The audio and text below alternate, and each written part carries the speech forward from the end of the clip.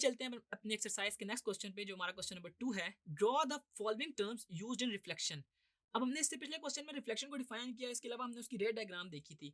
अब हमसे ये कह रहा है कि जो रिफ्लेक्शन में ये कुछ टर्म्स हैं ये इन्वॉल्व होती हैं, इनको थोड़ा सा आप एक्सप्लेन कर देना, ठीक है, इनकी डेफिनेशन लिख दें। मैंने आपको बताया था नॉर्मल होता है, एंगल ऑफ इंसिडेंस और एंगल ऑफ रिफ्लेक्शन। तो नॉर्मल क्या है जी? Normal is a line drawn perpendicular to the surface of the mirror from the point where the incident ray meets the surface of the mirror।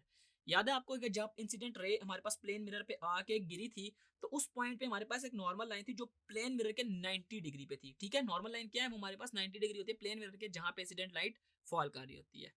इसके अलावा है angle of incidence. The angle of incidence is the angle of incident ray makes with a normal drawn at the point of incidence of the incident ray on the surface of mirror।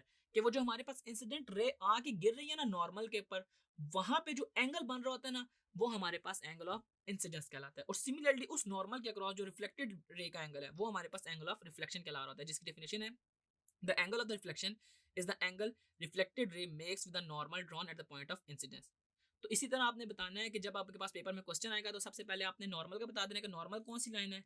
उसके बाद आपने angle of incidence को बता देना कि इसका normal के साथ क्या रिलेशन है, और सिमिलरली एंगल ऑफ रिफ्लेक्शन को बता देना और बताना कि कैसे नॉर्मल के साथ ये एंगल बन रहा होता है।